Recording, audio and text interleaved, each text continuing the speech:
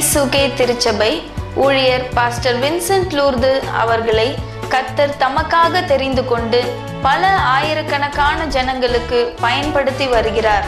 அவருடைய போதனைகளும் ஆவிக்குரிய பாடல்கள் அபிஷேகிக்கப்பட்ட தீர்க்கதரிசன ஊழியத்தினாலும் பல ஆயிரக்கணக்கான ஜனங்கள் சுகத்தையும் ஆறுதலையும் விடுதலையும் பெற்று வருகிறார்கள். தொடர்ந்து இந்த ஊழியத்திற்காக ஜெபித்துக் கொள்ளுங்கள்.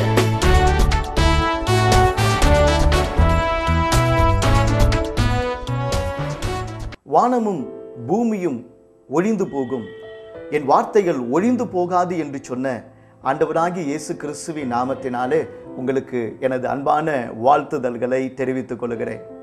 ஒரு நிமிடம் நாம் தலைகளை தாழ்த்தி செபிக்கலாம். நல்ல பிதாவே, வேத வாக்கியங்களை ஆராய்ந்து பாருங்கள், அதிலே உங்களுக்கு நித்திய ஜீவன் உண்டு என்று கர்த்தர் எங்களுக்கு கற்பித்தீரே. நித்திய ஜீவனை பெற்றுக்கொள்ளத்தக்கதாக அந்த ஜீவ வசனங்கள் உம்மிடத்தில் தானே இருக்கிறது. தகப்பனே, அந்த ஜீவ வசனங்கள் எங்களுக்கு கற்றுத்தாரும். முடிவில்லாத வாழ்க்கைக்கான அஸ்திபாரத்தை இன்றைக்கு ஆரம்பித்து தாரும். இயேசு கிறிஸ்துவே எங்கள் இரட்சகர், அவரே எங்களுக்கு வழியும் சத்தியமும் ஜீவனுமாய் இருக்கிறார் என்பதை கர்த்தர் எங்களுக்கு வேத வசனத்திலிருந்து தெளிவுபடுத்தி தரும்படி நாங்கள் செபிக்கிறோம். பரிசுத்த ஆவியானவரே, நீர் எங்களோடு வந்து இந்த வேதத்தை கற்றுத்தாங்க, உம்முடைய வசனத்தின்படி நடக்க எங்களுக்கு உதவி செய்யுங்க. எல்லாருடைய கண்களையும் நீர் திறக்க வேண்டும் என்று சொல்லி நாங்கள் செபிக்கிறோம். இயேசு கிறிஸ்துவின் பெயரால் கேட்கிறோம் பிதாவே, ஆமேன், ஆமேன். என் ஆண்டவராகிய இயேசு கிறிஸ்து இப்படி சொல்லுகிறார், நான் கொடுக்கும் தண்ணீரை குடிக்கிறவனுக்கோ ஒரு காலும் தாகம் உண்டாகாது. நான் அவனுக்கு கொடுக்கும் தண்ணீர் அவனுக்குள்ளே நித்திய ஜீவ காலமாய் ஊறுகிற நீரூற்றாய் இருக்கும் என்றார்.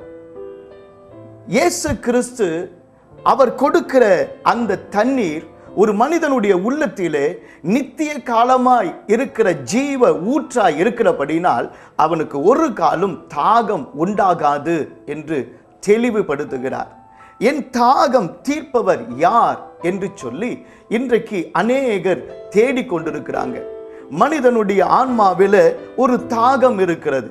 மனிதனுடைய ஆரம்பம் முதல் இதுவரைக்கும் மனிதன் தன் தாகத்தை தீர்க்கிறவர் யார் என்று தேடிக்கொண்டே இருக்கிறார். தாகம் என்ற ஒன்றே தண்ணீர் என்ற ஒன்று இருக்கிறது என்பதை அறிவுறுத்துகிறதா இருக்கிறது. பிறந்த கன்று பசுவை நாடுவது போல, சேய் தாயை நாடுவது போல நம்முடைய ஆத்துமா நம்மை உண்டாக்கின தேவனை நோக்கி பார்த்து கொண்டிருக்கிறதாகவே இருக்கிறது. ரோமர் 7ஆம் அதிகாரம் 24ஆம் வசனத்திலே பவுல் அடிகளார் இப்படி சொல்லும்போது, நிர்பந்தமான மனுஷன் நான், இந்த மரண சரீரத்திலிருந்து யார் என்னை விடுதலை ஆக்குவார் என்று கேட்கிறார். எது என்னை விடுதலையாக்கும் என்று கேட்கவில்லை, யார் என்னை விடுதலை ஆக்குவார். ஏனென்றால் அவர் திரும்பியும் சொல்லுகிறார், நன்மை செய்ய வேண்டும் என்கிற விருப்பம் என்னிடத்தில் இருக்கிறது, ஆனால் நன்மை செய்வதோ என்னிடத்தில் இல்லை. பரிசுத்த வேதாகமம் முழுவதும் ஒரே ஒரு கருத்தை அது வலியுறுத்துகிறதா இருக்கிறது. அதாவது மனிதனுடைய மீட்பு அவனுடைய முயற்சிகளால் அல்ல, கர்த்தரால் மட்டுமே. நாம் ஏன் வேதாகமம் என்று சொல்லுகிறோம்? இந்த அறிவு அருளப்பட்டது என்கிற மீனிங்ல, அந்த அர்த்தத்தில் தான் வேதாகமம் என்கிற பெயர் அமைந்ததா இருக்கிறது. யோவான் 5ஆம் அதிகாரம் 39ஆம் வசனத்திலும் கூட இயேசு கிறிஸ்து சொல்லும்போது, வேத வாக்கியங்களை ஆராய்ந்து பாருங்கள், அவைகளால் உங்களுக்கு நித்திய ஜீவன் உண்டென்று எண்ணுகிறீர்களே, என்னை குறித்து சாட்சி கொடுக்கிறவைகளும் அவைகளே என்று அவர் கூறினார். இன்றைக்கு வேத வசனத்தை பார்க்கத்தக்கதாக நம்முடைய கண்கள் திறக்கும் போது, இதுவரை நமக்கு உதவி செய்தவர் யார், இதுவரை நம் கண்களை திறந்தவர் யார், இதுவரை நாம் நினைத்தது எது சரி எது சரியில்லை என்று சொல்லுகிற ஆழமான அறிவு அவர்தான் நமக்கு வெளிப்படுத்துகிறவராய் இருக்கிறார். ஒரு குருடன், பிறவியிலிருந்தே அவன் குருடன். அவன் ஒரு நாள் அவன் ஒரு ஊரிலே வந்து பிச்சை எடுப்பதற்காக கடந்து வருகிறான். அப்படி ஊரிலே அவன் பிச்சை எடுத்த வரும்போது ஒவ்வொரு வீடாய் தட்டி வந்து அவன் பிச்சை கேட்கிறான். பிச்சை கேட்டுக்கொண்டே வரும்போது அந்த ஊர்ல யாருமே பிச்சை போடவில்லை. ஆனால் ஒரு இடத்தில் அவன் தட்டி பார்க்கும்போது நிறைய படிகள் இருக்கிறதாக தெரிகிறது. அந்த படிகளிலே தட்டி கொண்டே போகிறான்.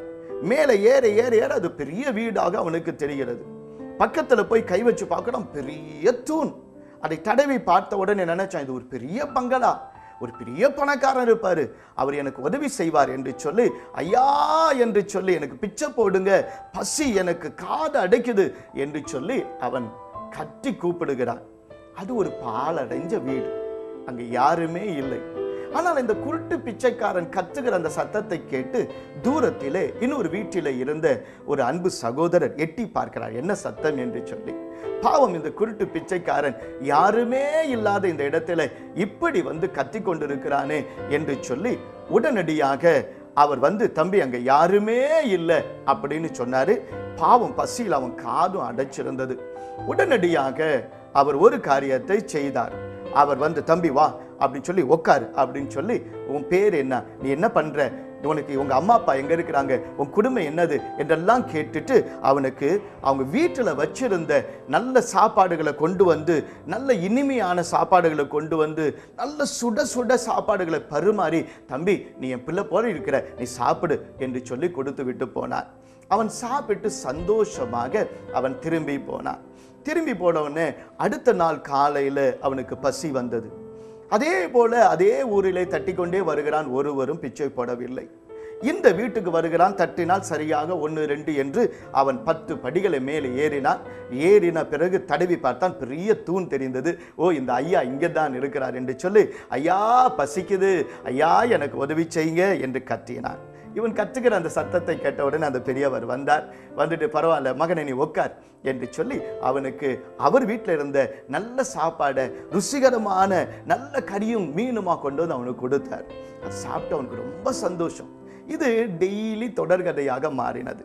ஒரு நாள் அந்த பெரியவர் சொன்னார், தம்பி பக்கத்தில் சிட்டியில் இலவசமாக ஒரு கண் அறுவை சிகிச்சை நடக்கிறது. அதில் பார்வை இழந்தவர்களுக்கு கூட கண்ணையும் பொருத்துகிறார்களா, நீ வரியா, அது இலவசமாக செய்யறாங்க, வரியா என்று கேட்டார். உடனே அவனுக்கு ரொம்ப சந்தோஷம். அவனை கூட்டிக் கொண்டு பஸ் ஏறி கொண்டு வந்து அந்த ஹாஸ்பிட்டலில் சேர்த்து அவனுக்கு என்னென்ன செய்யணுமோ அத்தனையும் செய்து வைத்து விட்டு அவனுக்கு ஆப்ரேஷன் நடக்கிற நாளிலே கூட இருந்தார். பின்பதாக கண்கள் எல்லாம் கட்டப்பட்டது.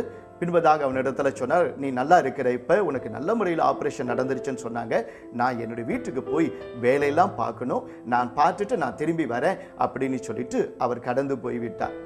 சில நாட்கள் ஆனது, அந்த அருமையான பெரியவர் வரவில்லை. ஆனால் இவனுடைய கட்டுகள் திறக்கப்பட்டது. டாக்டர் சொன்னார், ஆச்சரியமா இருக்கு, உனக்கு 2 கண்ணும் நல்லா தெரியுது அப்படின்னு சொன்ன உடனே கண் அப்படி திறந்து பார்த்தான். புதிய உலகத்தை அவன் பார்க்கிறான், ஒரே சந்தோஷம். ஆனா இப்ப அவனுக்கு ஒரே ஒரு கேள்வி, எனக்கு பார்வை கொடுத்து என்னை வாழ வைத்த அந்த பெரியவரை நான் பார்க்க வேண்டும் என்று சொல்லி அவன் அந்த ஊருக்கு ஓடி வந்தான். வந்து அந்த ஊர்ல தேடி தேடி பார்க்கறான், அந்த வீடு எதுன்னு அவனுக்கு தெரியல. இப்ப அவனுக்கு புரியாததுனால திரும்பியுமாக கண்களை மூடிக்கொண்டு அதே போல குச்சியை எடுத்து தட்டிக்கிட்டே வரான். தட்டிக்கிட்டே வந்து பார்த்தா சரியா ஒரு படி இருந்தது. அந்த படியில ஏறினா 2 3 என்று சொல்லி 10 படி சரியாக ஏறினா. கண்களை மூடிக்கொண்டே தடவி பார்த்தா ஒரு பெரிய தூண் இருந்தது. இந்த வீடு தான் என்று சரியாக புரிஞ்சுக்கிட்டு கண்ணை திறந்து பார்த்தா அது ஒரு பேய் பங்களா மாதிரி இருக்கு. எல்லாம் உடைஞ்சு மோசமான நிலைமையில இருக்காங்க, யாருமே குடியில்லை.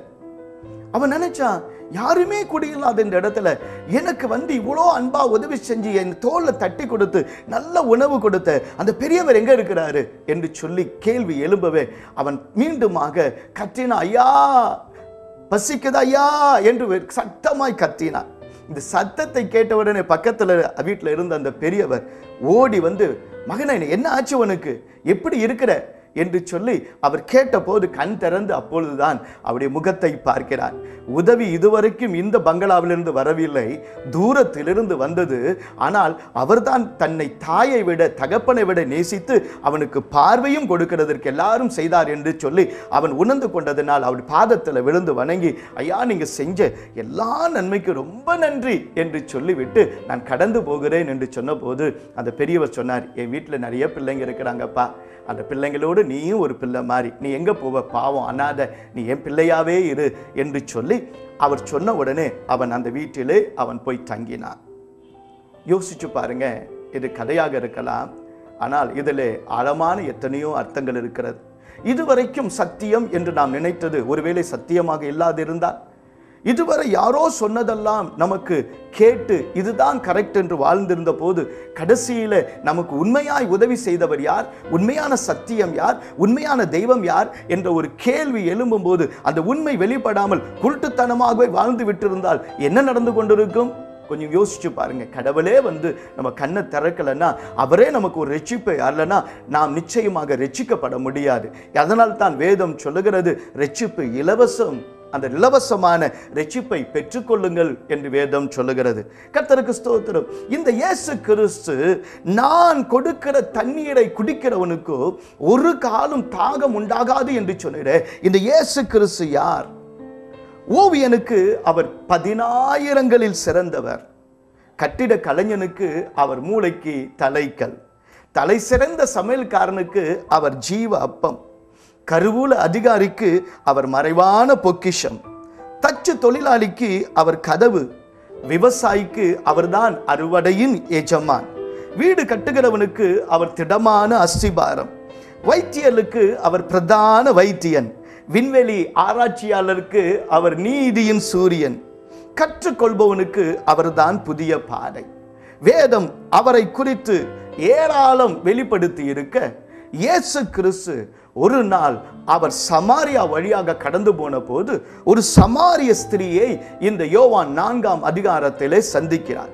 அந்த சமாரிய ஸ்திரீ அவரிடத்தில் கேட்ட 5 கேள்விகளை வைத்து இப்பொழுது நாம் ஆழமான ஒரு சத்தியத்தை, நம்மை விடுதலையாக்குகிற அந்த சத்தியத்தை நாம் அறிந்து கொள்ள போகிறோம். அந்த 5 கேள்விகள் ஏன் என்று நீங்கள் கேட்கலாம். ஏன், எதற்கு, எப்படி, யார், எதற்காக என்ற கேள்விகள் கேட்டதனால்தான் மனித சமுதாயமே இன்றைக்கு வளர்ந்துள்ளது. ரோமன் கத்தோலிக்க திருச்சபையினர் இன்றைக்கு நம்மை பார்த்து கேட்கிற அநேக கேள்விகள் உண்டு. அந்த கேள்விகள் அர்த்தமில்லாதவைகள் அல்ல. அந்த கேள்விகள் உண்மையிலேயே அர்த்தமுள்ள கேள்விகள். அதற்கு நாம் பதில் தர வேண்டும் என்பது நம்முடைய கடமையாகவும் இருக்கிறது. அவள் கேட்கிற சில கேள்விகளுக்கு சில பதில்களை நாம் கொடுத்தே ஆக வேண்டும். தாய் திருச்சபையின் பதில்கள் என்று சொல்லி ஃபாதர் ஜேம்ஸ் பீட்டர் தூத்துக்குடியிலிருந்து அவர் ஒரு புத்தகத்தை வெளியிட்டிருக்கிறார். மாதாவுக்கு வணக்கம் ஏன் என்று சொல்லி தஞ்சாவூர்லே ஃபாதராய் ஆரோக்கியசாமி அவர்கள் வெளியிட்டிருக்கிறாங்க. ஒய் பி கேத்தலிக் என்கிற புத்தகம் ஏராளமான மற்றும் we have the answers என்று சொல்லி அநேக புத்தகங்களில் வெளியிட்டு அவர்கள் சில கேள்விகளை கேட்டுக்கொண்டிருக்கிறாங்க. அந்த கேள்விகளில் சிலதை நான் உங்களுக்கு முன்பதாக வைக்கிறேன்.